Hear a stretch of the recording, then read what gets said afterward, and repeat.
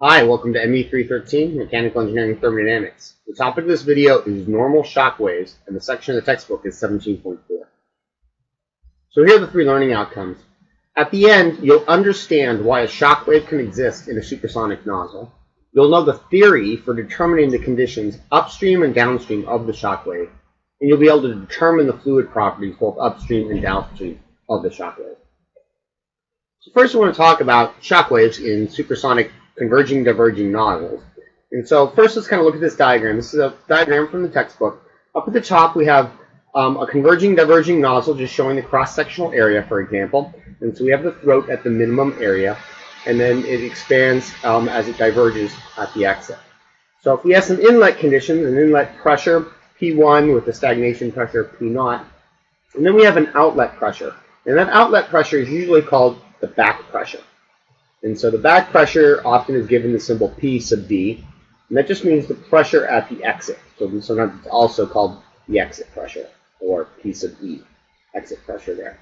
All right, so let's just think what happens is I go ahead and reduce that back pressure. So essentially I'm sucking more and more fluid through this nozzle. So now this bottom diagram is a plot of the pressure through the nozzle. And so first of all, if we look at line A, that's if there's no pressure drop at all through the nozzle, and so the pressure would just be constant and there'd be no flow.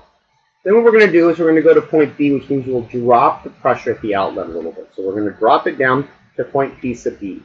Well, what would happen if I look at the pressure throughout the nozzle is as it begins to accelerate and goes through the converging part, the pressure is going to drop because we're turning kinetic energy, or turning enthalpy into kinetic energy. And then if we're at subsonic conditions, when I go through the second part, this is a diffuser, and the pressure is going to regain again until I'll have this increase in pressure in the second line. Now, if we continue to drop the back pressure, we can drop it to the point where the velocity is going right at Mach 1, or right at the sonic velocity, right at the throat. And if we happen to just hit Mach 1, well, then it's going to go ahead and increase as it goes through the diffuser out at point C.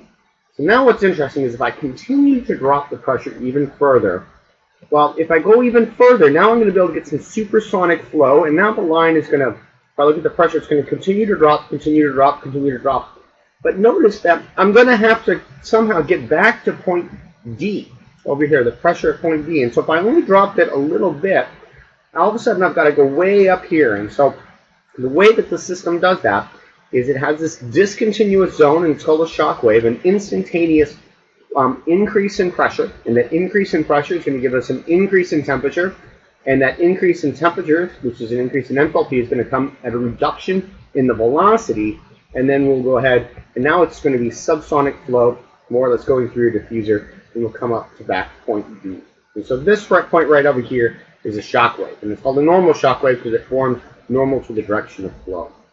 Now, if you keep dropping the back pressure, you effectively keep pulling this shock wave a little bit further down until at some point it's right at the exit. Now, the exit pressure is always going to be atmospheric, so at some point you're always going to have a shock wave form, and that shock wave would form at the exit. This is what happens on supersonic planes, is more or less the shock wave is just forming at the exit, which would be effectively the air as it goes off the back of the plane. All right, so I want to talk about the theory behind determining the conditions of a shock wave. So first, let's look at this diagram on the upper right, again from the textbook, where we have flow going through, and this is through the diverging part, the second part of the nozzle. So we have a Mach number that is greater than 1, and we have some conditions upstream of the shock wave, and we'll give that the notation sub 1. So as a velocity, a pressure, and enthalpy, density, entropy, all that upstream of the shock. And now then we have this discontinuous zone, which is the shock wave, shown by this curly red line, and then we're going to have a set of conditions downstream. And one of the things about a normal shock wave is that downstream Mach number is always going to be less than 1. It's always going to be subsonic downstream. And what we're going to want to do is determine what these downstream conditions are of the upstream conditions. But why does this shock wave form? That's kind of the first question we want to answer here. So let's go ahead and look at some equations that we've looked at already. So first of all, this top equation is a mass balance. We've seen that before. And so what we're doing is we're going to be doing balances across the shock wave, which is a very, very thin region. And we're just going to look at what goes in on the left and out on the right. And so in is on the one side, and so this is just the density times the area and the velocity. This is the mass balance, saying the mass that goes into the shock wave is the mass that goes out. The second equation we have over here That's an energy balance. We have the enthalpy, kinetic energy terms. So clearly the energy goes into the shock wave is the energy that has to come out. Third equation is a momentum balance. And where this comes from is, well, this equation over here on the left, this is the differential form of Bernoulli's equation, right? We have this pressure term and then a momentum term right over here. And so velocity can increase at the expense of pressure. That's what gives airplanes lift, for example. And so we can go ahead and integrate that. And you go ahead and combine the density up with that velocity. You can remember the mass flow rate is going to be the density times the cross-sectional area times the velocity, which means the mass flow rate over the area is density times v. You can cross out those terms, bring the area back around, and then integrate until you have just the area times dp, and then you're going to have the mass flow rate times dv. And so here's your upstream conditions and your downstream conditions. That just comes from the momentum balance. So these are the three things, and those have to be balanced again across the shock wave. Right? So the way that these are often shown, which is sort of interesting to see why there's this discontinuous zone, is that first let's go ahead and just solve this first equation. I'll call that equation 1, second equation 2, which is going to be the mass balance and the energy balance. And if I do that, I can get conditions upstream and downstream. And what I find out is that I have this family of solutions that I can have. And this is a plot of the entropy as a function of, the enthalpy as a function of the entropy. And so there's this family of solutions that will satisfy both of those equations, because all I have is the mass balance and the energy balance. Now, alternatively, I could go ahead and do the mass balance and the momentum balance, equations 1 and 3, and I'd have a family of solutions that look like that. This top line is called the Fano line, and this bottom line over here is called the Rayleigh line. Now, what we know is that mass, energy, and momentum have to be satisfied, and if that's true, that means the only solutions are going to be the things that are where both of these lines intersect. But if you notice, they intersect at 2 points. They intersect at the top, and they intersect at the bottom, which means these are two solutions to these three equations. And so there's actually two answers to satisfy all three of these. Now, what we have done, that we've been doing in the previously when we had nozzles, was we've dropped the isentropic condition. And so as you notice, we're letting the entropy change. And so what we see is that we can have this condition at the bottom or the one at the top, and only one of those is an increase in entropy. And so what we find is that the system goes from this bottom state of low entropy to the upper state of high entropy. So down here, this is the supersonic condition, and down up at the top is the subsonic condition. And so these are the conditions upstream and downstream of the shock. And it's the intersections of the Rayleigh line and the Fano line. All right. We can actually kind of look at these in EES, which is kind of interesting. So let's do that. Let's go over to EES. And what I've done here is I've set up a little script that's going to go ahead and plot the Fano line. And so I just have some upstream conditions. I'm saying like a temperature and a pressure of 405 kPa. So it's going to be a pretty small pressure. We're already in the supersonic conditions with a Mach number of 1.2. I have the energy and the mass balances. So that's going to give us the Fano line. And then I'm just determining properties. Enthalpy, specific volume is what I'm calling vol, and the entropy, and then my Mach numbers, and I've got my mass flow rate. So what I haven't done is specify a downstream pressure. And so what I'm going to do, I'm going to create a parametric table, and we'll go ahead and look at various values of the downstream pressure, P2. And then what we'll do is we'll go ahead and look at what the entropy is and the enthalpy, so we can generate that Fano line plot. So I'm going to go ahead and start off my pressure at 5, and I will go ahead and increment that 0.3. And let's go ahead and add some more runs to that. We'll add another 10 runs.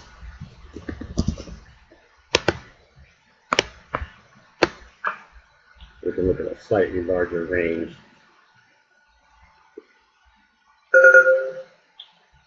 Okay, so I just got this error. Let's quickly look at that again.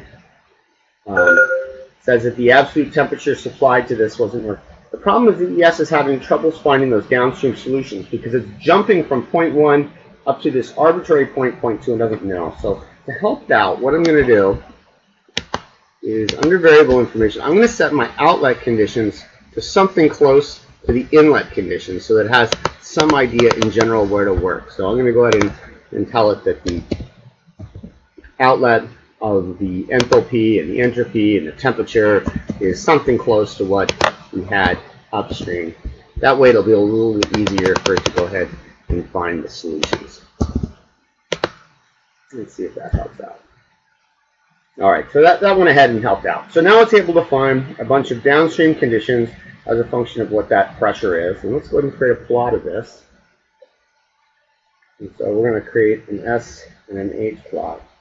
And there what we have looks like is the Fano line. So it's that curved line. And so what we can do now is add the Rayleigh line to it. So this next set of conditions that I'm uncommenting here right now is going to go ahead, and I'm saying 0.3, that's just going to be the Rayleigh line. And so what I have on now is the momentum balance. That's that first equation. And then I'm just finding points T3 and H3. It's the same point, but so I can go ahead and do two separate plots in the ES. I had to create another variable name for it. Go ahead and add those points there to the right. I'm going to be adding H3 and S3.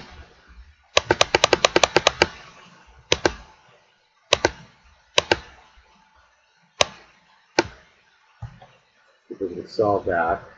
Okay, and now what we can do is we can overlay that plot onto the one that we have here. I'm adding the Rayleigh line to the Fano line, and let's go ahead and change our axes so you can see the whole thing there.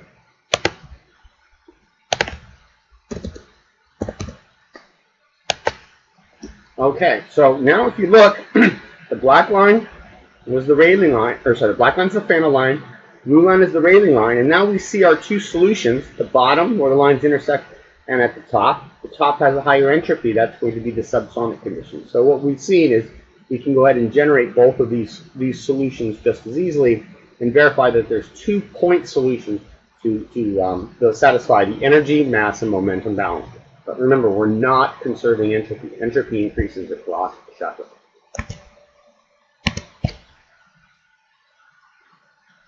Okay, I want to talk about why shockwaves happen, and this is something called linear instability, which is kind of a larger field of study. And what it is look, imagine this line here I show is just like the ground. So I've got some hills on here, and I could go ahead and put a basketball at the bottom of this hill, and it would just sit there. So this right over here we would call a stable solution because the ball isn't going to go anywhere. It's just going to sit there.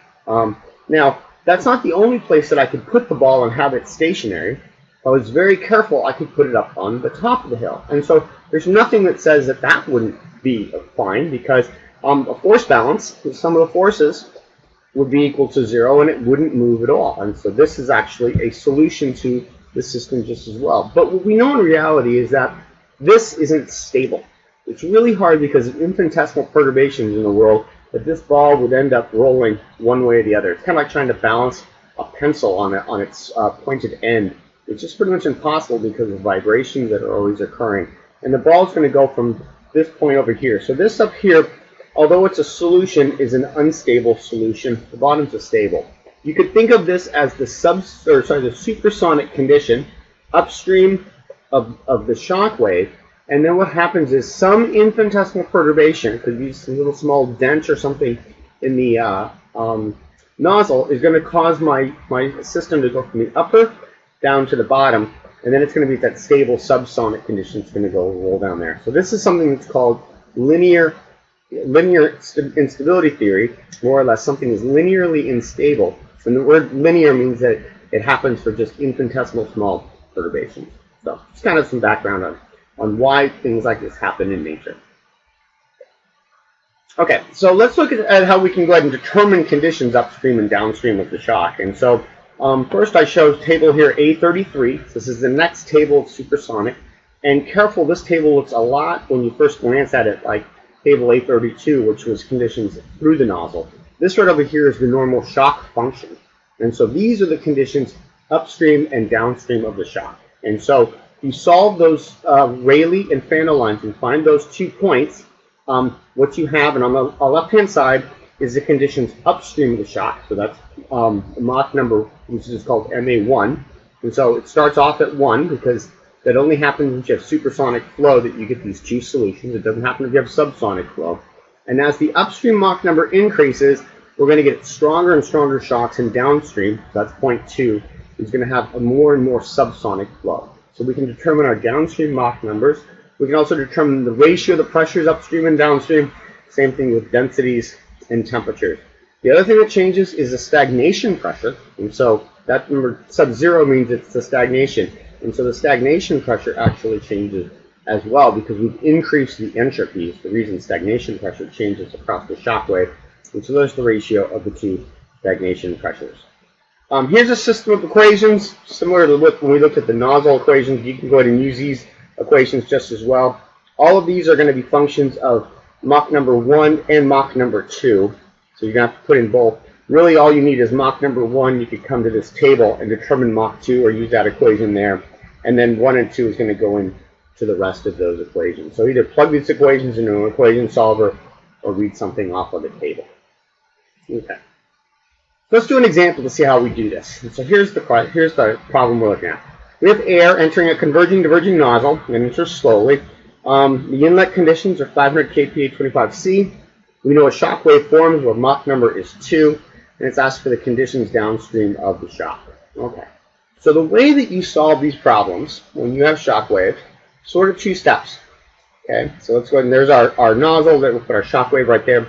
But if you're given the inlet conditions, which we're given over here at 500 kPa and 298 Kelvin, is that first you go ahead and solve the nozzle to get yourself upstream of the shock, and then solve for the conditions across the shock to the downstream side. So it's sort of a two-step process.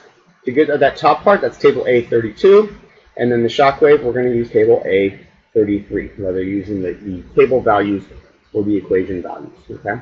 So first, what we need to do is determine our stagnation temperature and pressure. Stagnation temperature, well, it's slow. We don't get an upstream velocity, so we know that T0 is essentially T1. So that right there is going to be 298 Kelvin. And our stagnation pressure then is also going to be inlet pressure of 500 kPa. So there's not really much kinetic energy initially going in.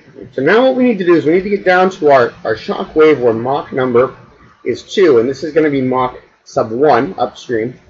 It's equal to 2.0. So what we do is we go to table A32, right?